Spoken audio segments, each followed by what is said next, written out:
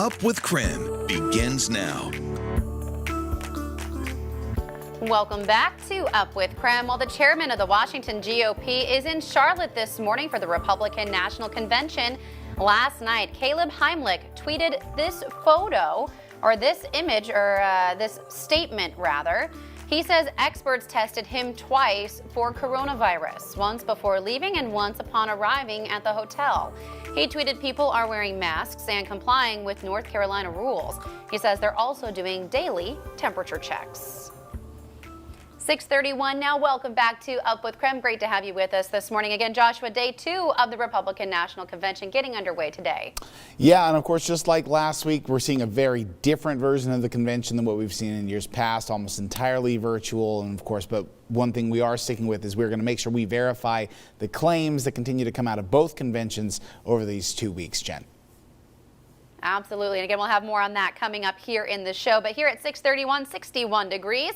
Let's take a look outside here on our Tuesday morning. Temperatures getting back to where they should be this time of year. Well, let's check in with Evan Irani this morning for what we can expect as we get our day started. Well, good morning. Yeah, we are kicking off now our Tuesday morning with a little bit of haze out there. Temperatures still a bit chilly. The sun only came up just a little bit ago, and temperatures are going to take a little while to start to warm up. So mainly upper 50 and low 60 degree highs as we kick off the morning. We're going to be continuing to about the 80s this afternoon. Those are your afternoon high temperatures.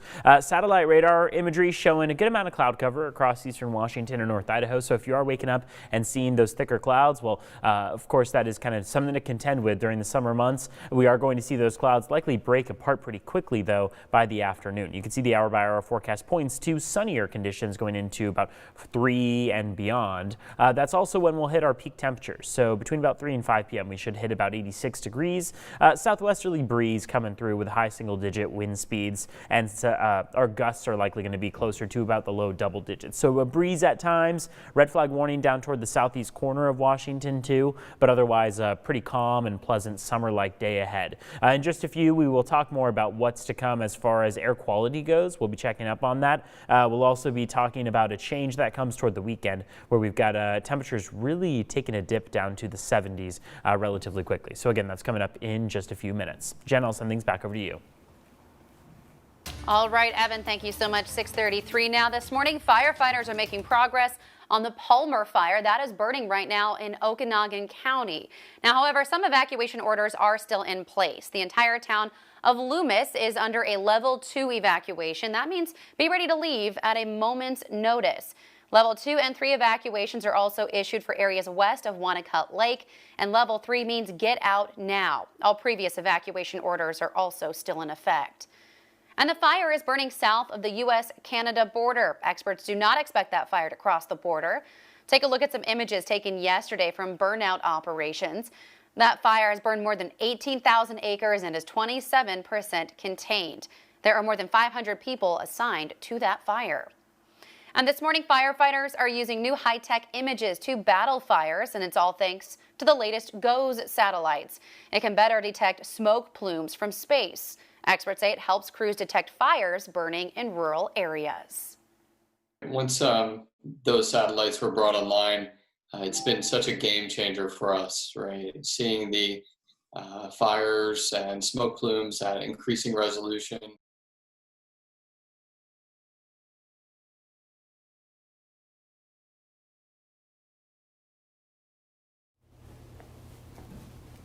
Well, this technology also helps experts track lightning strikes as well in real time.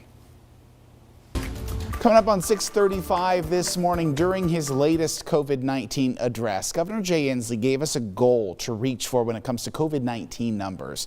Now, we haven't seen any kind of goal like this since the governor first ruled out the idea that any county could move forward into the next phase of the reopening plan. So let's check now to see where Spokane County is, how it's faring. And as a reminder, here is that goal that Inslee mentioned just last week. For Washington State, Governor Inslee says that our target for a 2-week period is 25 positive cases on average per 100,000 people in a population. At the state level, Inslee said on Thursday that Washington was at about 110, so about more than 4 times higher. Today in Spokane County, that rate is about 104, still 4 times higher, but it is also a noticeable drop since we first brought this up to you last Friday here on Up with KREM. Since then, as we look at the data, in only 4 days' time, we've seen the total 2-week case numbers drop by about 120 here. That a big drop here. Of course, since August 17th, it's dropped over 320 total cases. And since August 10th, we've seen it drop by nearly 600 total cases in the county. That's some of these drops that we're seeing right here. Of course, big improvements just this month alone. We also do have a long way to go to get from here, where we are this morning at 542 total cases in the last 2 weeks, to here, our goal at just over 125. But this is an improvement.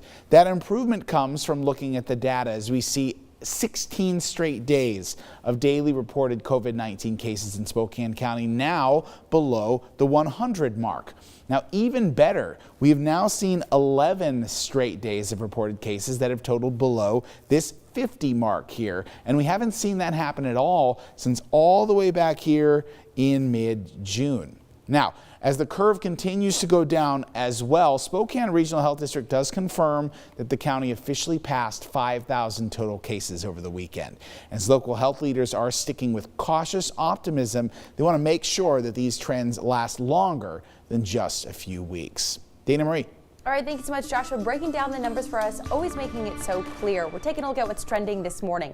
The 2020 Republican National Convention is officially underway. One night, on night one, speakers touch on everything from COVID-19, the economy, and restoring law and order. The harshest criticism on Democrats, though, came from the president's own son, Donald Trump Jr.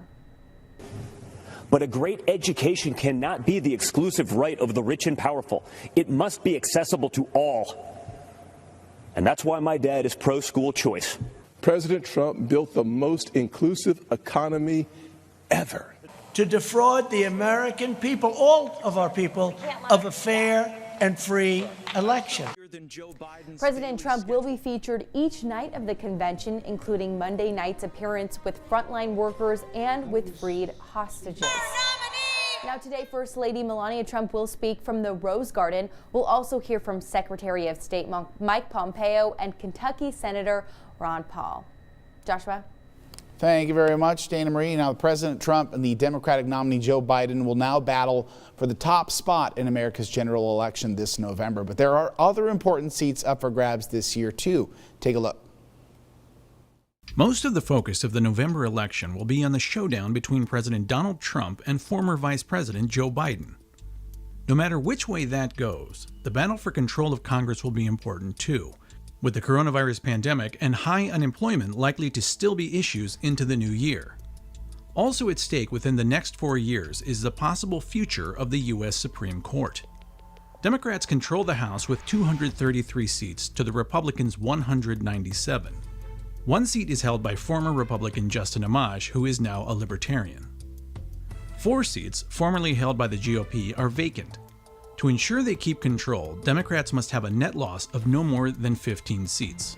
For Republicans to win control, they would need a net gain of 16, plus win back those 5 other non-Democratic seats. In the Senate, Republicans have a 53 to 45 advantage, but there are 2 independents, Bernie Sanders and Angus King, who caucus with the Democrats. To ensure control of the Senate, the GOP must have a net loss of no more than 2 seats.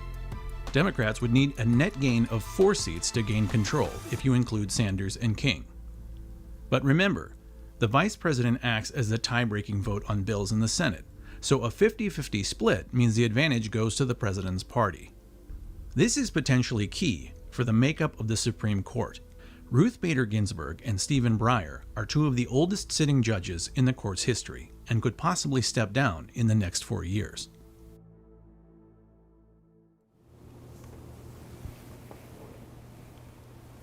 This morning, President Trump's former UN ambassador, Nikki Haley, joins us to talk about the first night of the Republican National Convention. She was on deck last night, what she wants to see in a potential second Trump administration. Also, in an interview you'll see only on CBS this morning, FDA Commissioner Dr. Stephen Hahn tells why politics did not play a role in the decision to grant emergency authorization of a coronavirus treatment. And an exclusive look at a British biotech facility at the center of the race to develop a vaccine. The challenges it faces scaling a small batch up to 3 billion doses. We'll see you 7 o'clock on the dot.